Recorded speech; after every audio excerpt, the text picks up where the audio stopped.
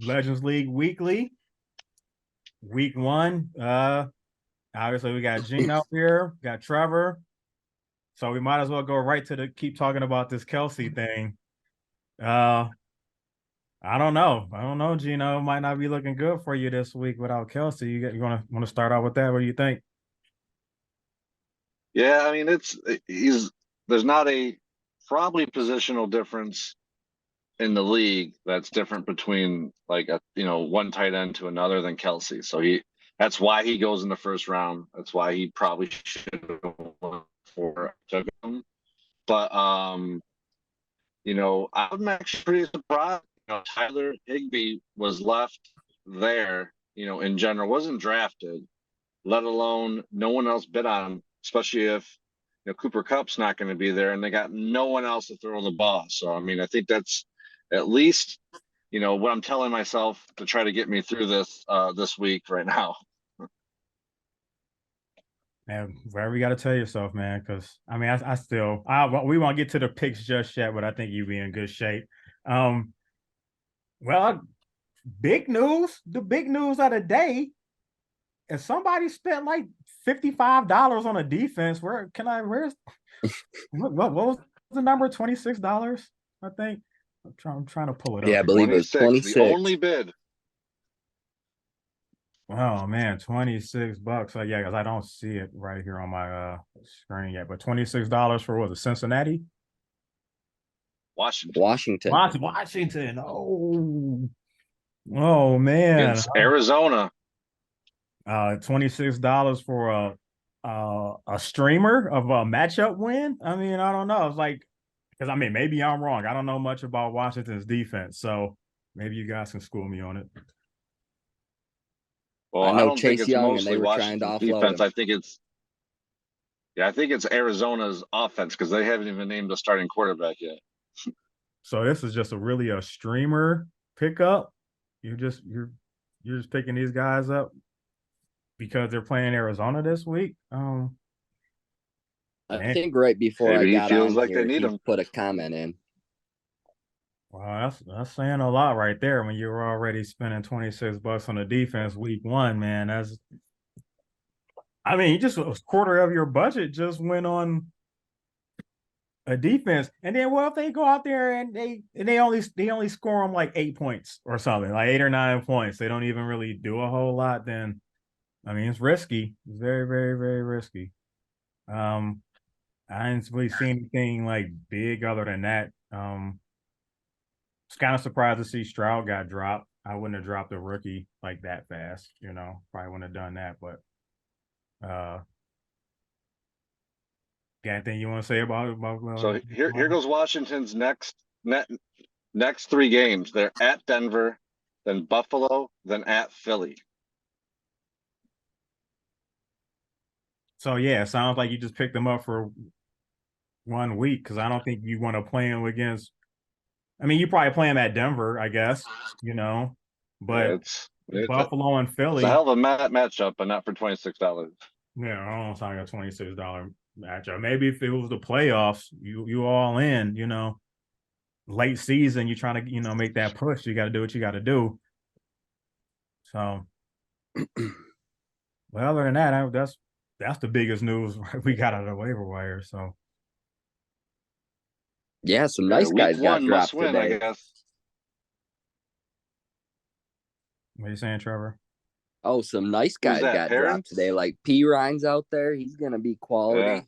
Nico Collins. Nico, yeah. maybe not this week. Yeah, I have no. Not I not I not. guess no one wants Yeah, Houston. Mm-hmm. because they suck. But I'm I'm willing surprised no one bid The, on the, Tank the, Dell. mm, yeah, or Dobbs. well, we keep it Unless someone moving. got Dobbs, I'm not sure. We get on to the week one matchups. Uh, on my screen, the first game I got here is Cairo versus Dearborn. Obviously, I can't predict my own game. So, Trevor, what do you got? Yeah, just looking at it, they're two well constructed rosters. It's a real tough break if Cup winds up missing time. And I think the Allen Diggs connection could be kind of brutal this week with Sauce Gardner just floating on him all day. But yeah, then he still has like Chris Olave, Sanders, which have two great matchups.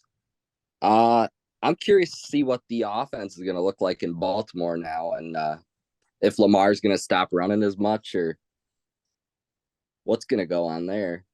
I I don't. I think the toughest one for you will be Ramondre against Philly and those Georgia beasts on the line there. But I still have you taking it in a real close one. Gino, what do you think about Hawks and the Cobras? It's actually my pick'em game. I mean, if you look at the spreads, only like point. So, and his lap's already adjusted for Cup being out. So, I mean, that just lets you know how close it is. I think I'm expecting Baltimore to blow out Houston. So I don't know how effective Lamar is going to be. It could be a Dobbins game. So that can kind of, hurt Lamar's overall output. And I'm not confident in Anthony Richardson getting Michael Pittman the ball. I think Dearborn has the better matchups down the line, but it's going to kind of go what Trevor said with, the Jets and Buffalo. How does that go? Dearborn has 3 Buffalo players in their lineup. Can Allen feed all 3? I'm not sure. I'm picking in a coin flip, Cairo. I'd have to say I like the analysis here by you guys with the matchup. I mean, obviously I can't predict it, but I mean, I'm just from my perspective, I like my chances this week. I really hate that I got to play Dearborn twice this season. I really do not want to have to play these guys. I'd rather get them out the way week 1 and move on from it. But like how Trevor was saying, though, Lamar Jackson, I mean, obviously I'm banking on this revamped offense to push him to the next level. But again, that's all speculation and hearsay till we see something week 1. But I do like that it's Houston to try it out on. So, but like Gino said, it could be a blowout. So it could be a Dobbins game late in the, second half. So, but I do like the matchups here. Yeah, the thing with Philly is going to be tough. Watch out for Michael Pittman, though. I think Michael Pittman is going to have a solid season. I mean, he had like almost 100 catches last year with Matt Ryan. So I think he's just by depth chart, he's just going to get the targets. I think it'll be a lot of short routes, a lot of slants. I don't think Anthony Richards is going to try to air it out too much because of the risk of interception. So I think I like Pittman this week. But all right, we move on to the next game here. We got Inkster versus Beaver Creek Munchers. Trevor, what do you think? Yeah, the biggest question mark I had in this one, or the biggest question I had in this one was it's all down to the battle of the Moors for me. Is Sky Moore going to be the guy if Kelsey misses time? And I mean, if it does come down or go down to that, I think I'd have to go with DJ Moore right now to break away. Because when you look at it, the whole lineup matches up really well. And St. Brown and Chase will probably just cancel each other out. But I've got Beaver Creek with the DJ Moore edging out Sky Moore there. What do you think, Gino? Sorry, guys, I'm hungover as shit. Hey. No problem. I also like this team. I mean, I don't like Watson this week. I'm a big fan of Watson in general. He has to kind of show me what he can do when he's going against, Super Bowl contending defense. Sky Moore, if Kelsey misses, I think Sky Moore, the person that's going to benefit the most out of the whole offense. I think Tua is going to have to throw against the Chargers on the other side. So it all depends what he can do. If he's throwing 3 or 4 interceptions, game over when it comes to Beaver Creek. I love the chase. I love the Sky Moore. And once again, he has Dobbins. I've already talked about, I think it's going to be a blowout. It's going to be Dobbins in the second half. I have Inkster covering the spread. All right. And I think how you guys were just saying, for Inkster, I really think I like the whole lineup but the question mark is Watson. I really just don't know what to think of Deshaun Watson, especially going up against Cincinnati. So isn't exactly the best matchup, for him. Sky Moore, I think Sky Moore will have a nice game, regardless of Kelsey's on the field. And obviously, you boost that a bit with Kelsey being out. I like the Dobbins matchup. I like Jacobs. I really like it all around. It's just I keep going back and I'm looking back up at Watson like, oh, I don't know. And then you got two on the other side.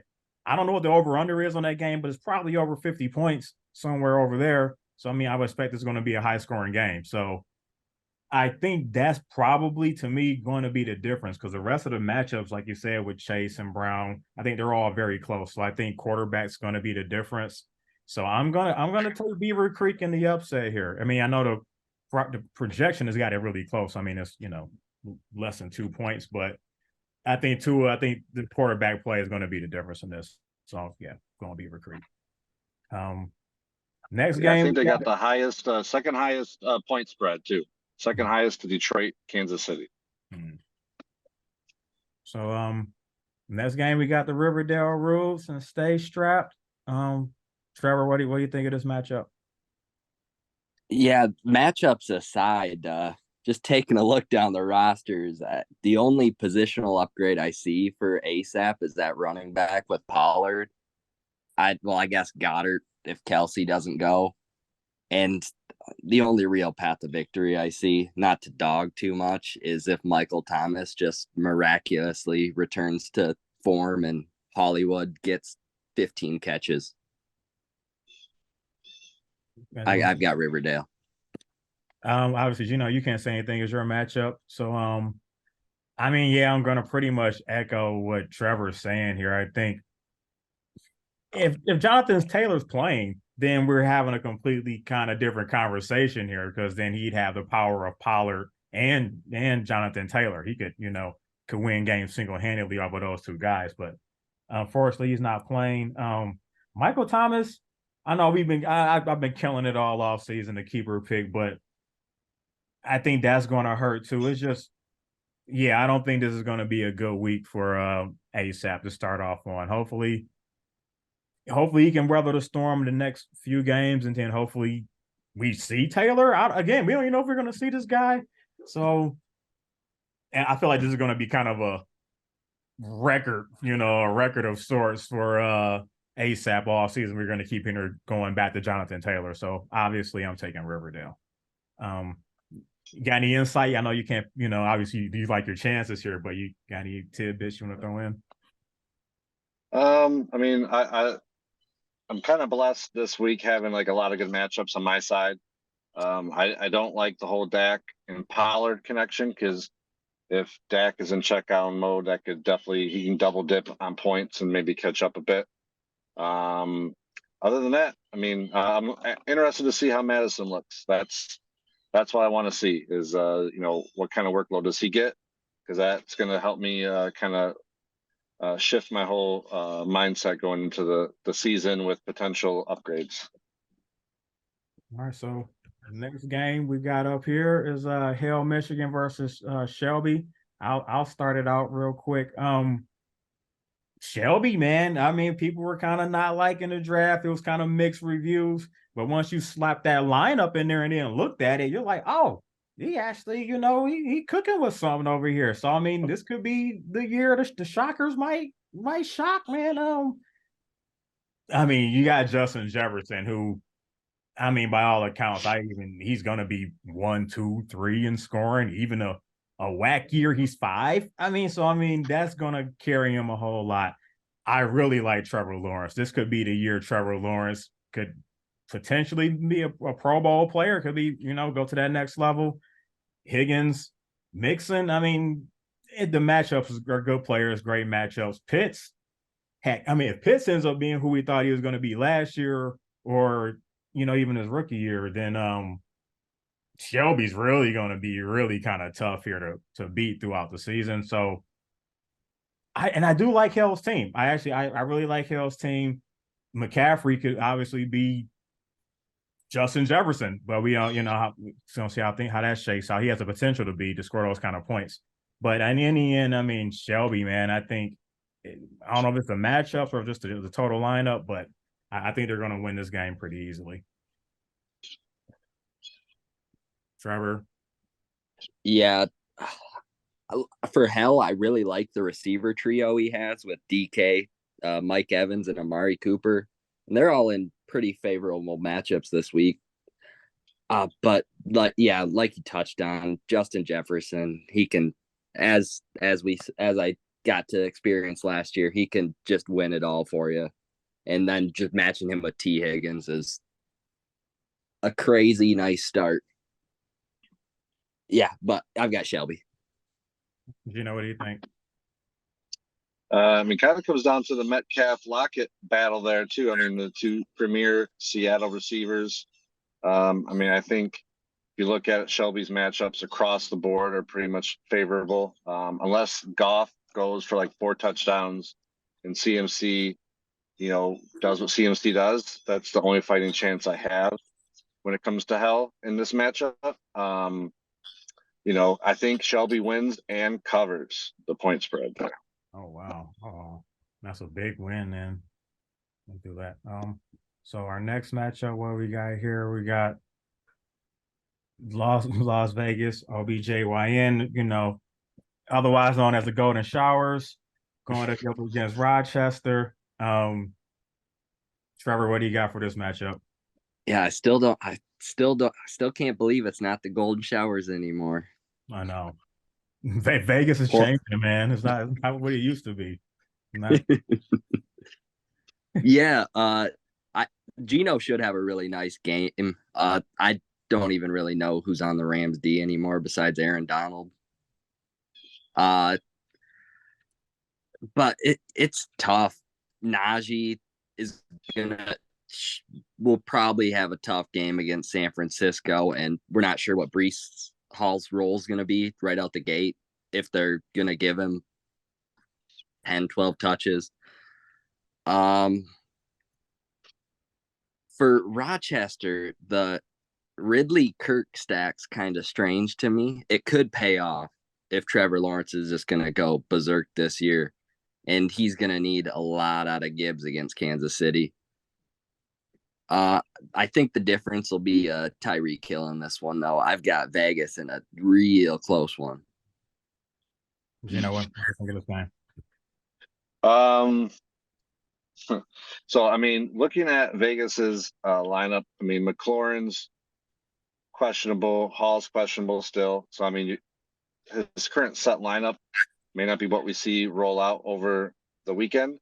And, you have Burrow's back at full practice.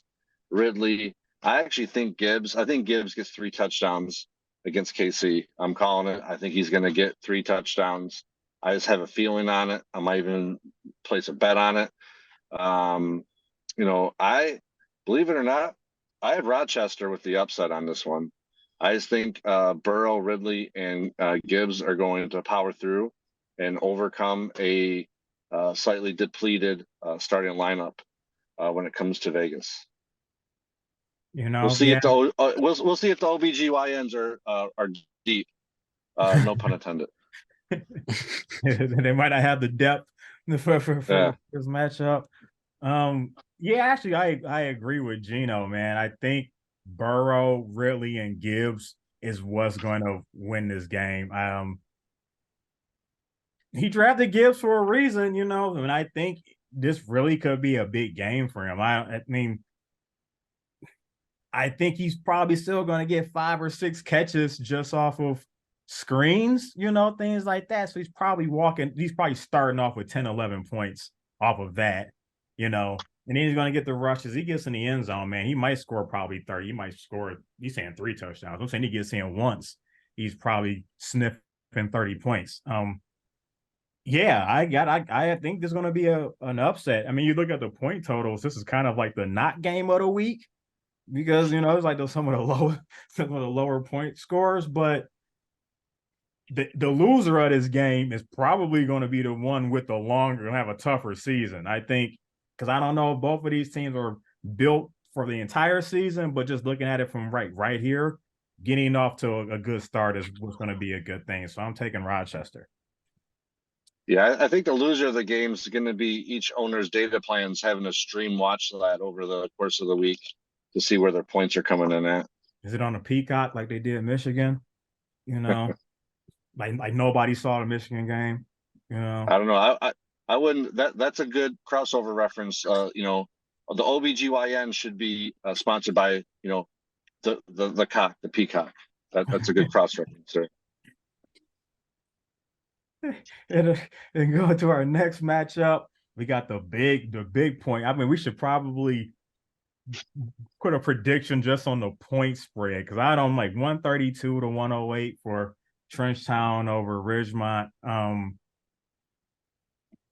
I mean, Trenchtown wins this game. I mean, I don't know. I can't really say a whole lot without, taking away what you guys are about to say here. So, do I think they cover?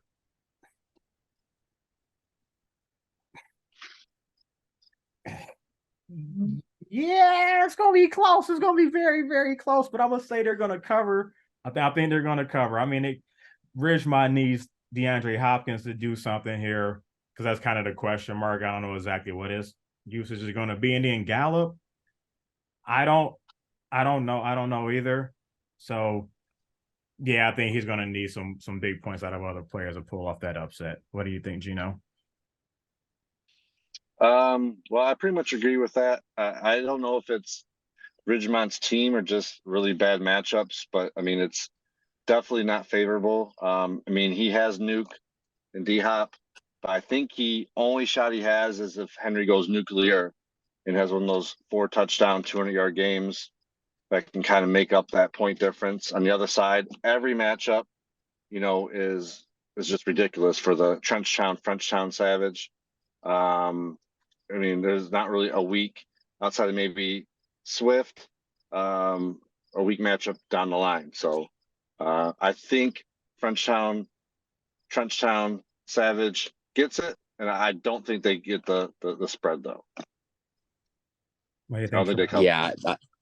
Yeah, I don't think they're gonna cover it. It'll probably still be kind of wide, but I think it'll be a little bit closer. Yeah, everyone's kind of aging over on Ridgemont there, but I think Gabe Davis kind of keeps it close for him with Diggs being shadowed all day. But yeah, Frenchtown. So yeah, guys, leave it in the comment section. Will they cover the spread? I think that's a good thing to talk about this week because I mean that's a lot of points. So uh and in our last matchup, the debut game of the Tennessee Moose Knuckles entering the Legends League. Hats off to Justin for joining. It was kind of late notice. He was, good guy about it. Yeah, man. Going against the Cornells, the champion, he might try to make a statement here by coming in his first game and knocking off the defending champion. Um, I could go through all the matchups and all that, but the curse is real. So I mean, we all can experience it. Everybody here, I've won. Gino's won. This is gonna be your first year experiencing the curse. It's just gonna go wrong somewhere. I don't know. You somewhere in your lineup is gonna go wrong, or Jalen Hurts scores 45 points. I don't know. I'm taking the Tennessee Moose Snuggles in their debut. Gino, what do you got? It's interesting. I think we got the last 3 champions here on this stream as well. That's kind of interesting to ponder on The that. winner circle. The winner circle. Yeah, the triangle, the trifecta. So a couple things. I think it really goes down to Philly, obviously. I mean, you have Jalen Hurts on the Nuck side, and then you have AJ Brown and Devontae Smith on Houston's side. The difference is Hurts can score without passing the ball. I think that's what it comes down to. Is Brown and Devontae need Hurts to throw the ball to them to score. I think it does happen, but I think Hurts is going to hurt him more when it comes to his groundwork and a couple rushing touchdowns. I'm not crazy about Tennessee's wide receivers when it comes to the San Francisco connection. I just don't really believe in Brock Purdy yet, especially against a very daunting Pittsburgh defense. I think the difference is going to be in the debut of Robinson for Atlanta against a weak Carolina front seven. And then if McLaurin misses, Dotson is a must start. I think Dotson could have 15 targets if McLaurin's not there against a really shitty Arizona team from A to B. I love Houston's team. I think they're kind of well put together outside of I'm not a big believer in rookie tight ends, but I mean, they have weapons all around, including Garrett Wilson. It just sucks he goes against Buffalo's defense, and I'm not a big believer in Fields. So I'm going with the Tennessee Moose Knuckles for the debut victory on championship banner night at the Cornell Center. At the I love it. I got to dive deep. Every time I've had two people pick against me. I think I'm undefeated. So we got to just keep the streak going. I mean, you got Fields. I mean, Wilson's going to get a lot of targets. I think Jordan Addison's going to have a really good season. I mean, I don't think this is like a shoe-in. Honestly, when you look at it, I just know how the curse works for the champion. So I don't even have to look at this again. Like I said, you're gonna lose somehow. Somehow you're gonna lose this game some way. So, hey. Well, this is the double-edged sword here. You look, he has Hurts, Trevor has Brown and Smith, but he's playing New England's defense, which is going against Philly. It's like a whole recipe for disaster right there.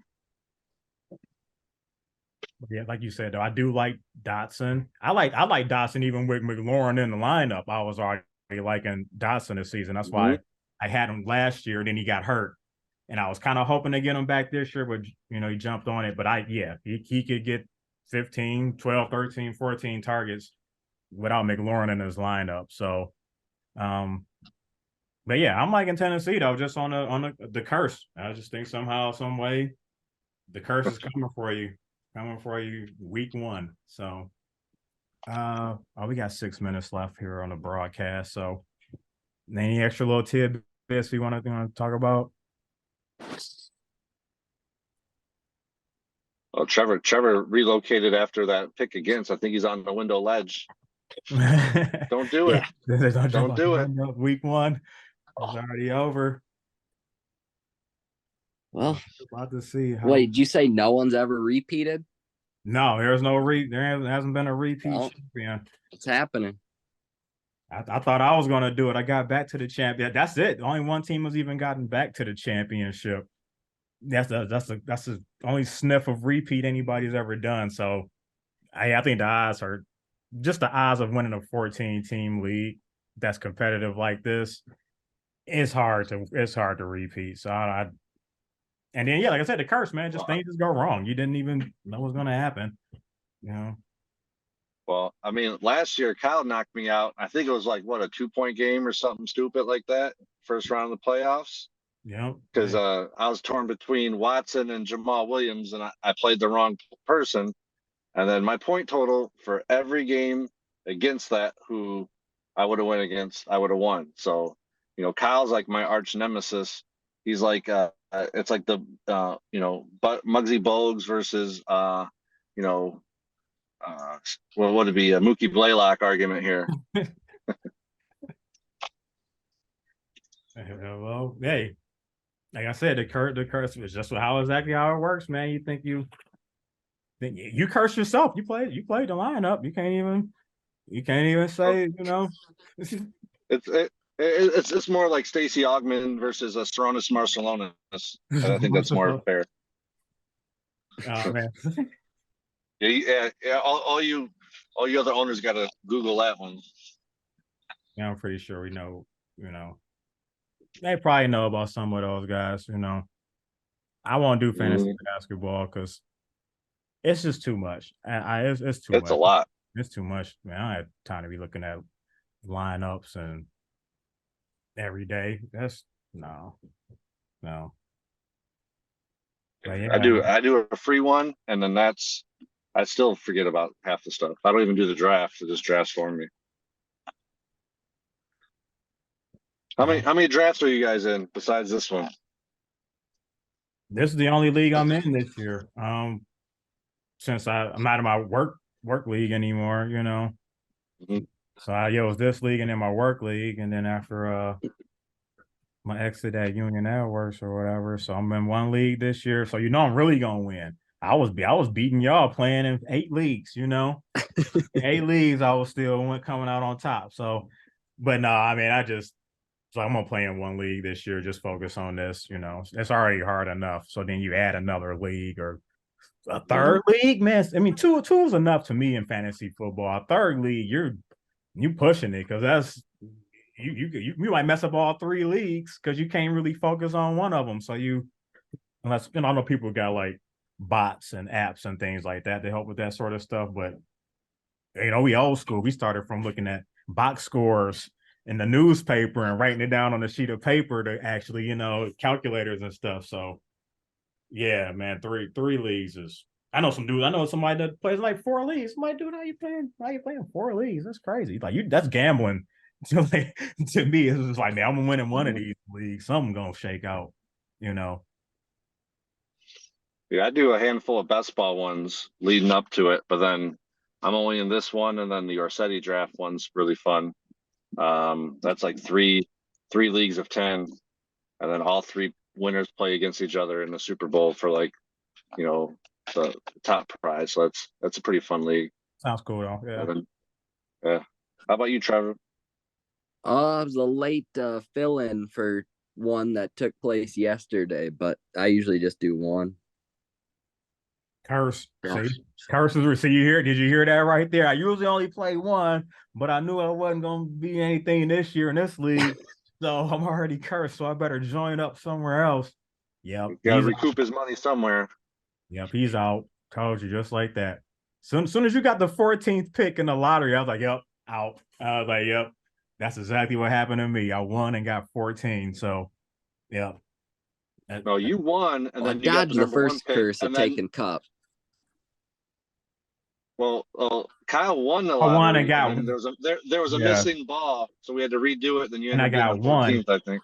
I probably been better with 14 then. Yeah, because I drafted McCaffrey number 1. Mm-hmm. McCaffrey number 1, and that's exactly how I went. That's why I won't draft McCaffrey ever again. I don't care. 15th round because I play you and then you know. I don't like those scary guys like that. That's why I didn't want Jonathan Taylor. That's why I ain't touching this Jonathan Taylor situation. But we got less than a minute left. Legends League weekly. I didn't think we were gonna do a whole 45-minute show, but we did anyway. Gino, Yeah, y'all get in the chat too. Have some fun in the chat. Talk some shit.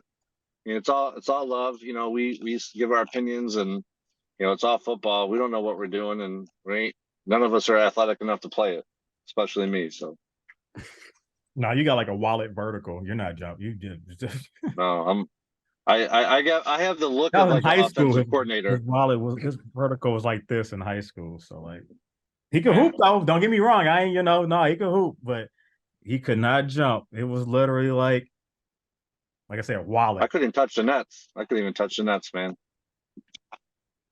But I got made the asked basketball by team. my brother and his football friends